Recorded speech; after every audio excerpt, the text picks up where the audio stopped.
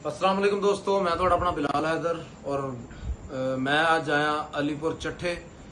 ते भाई शेब साहब ने इन्होंने मोहब्बत की थी, वालद साहब ने इन्हों की पेशे खिदमत एक शेयर कर रहे हैं कि मैं वेखा ओ मैं वेखा ते ओ वेखे नहीं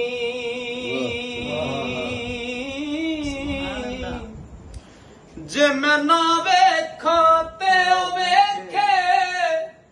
एडे बखत मैं किथों ले आवा ओ मेरे वेखण दे विच वेखे यार ते तेरे अदरे वसदा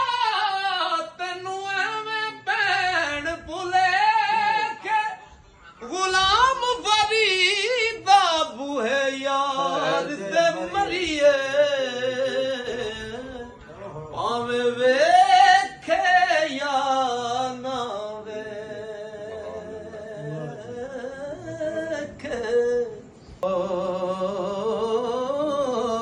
जीम जिस दरख्त दा फल खाइए ओ सुक जावे ओनू वड्डीए ना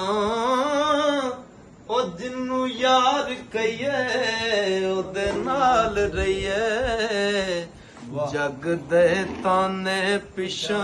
हटिए ना जदों पंड प्रेम दी चालिए लगे पार पावे ओनू सटिए ना मुहम्मद बूटे आ मिले जे यार सुली बूटा झूट लइए पिछा हटिए ना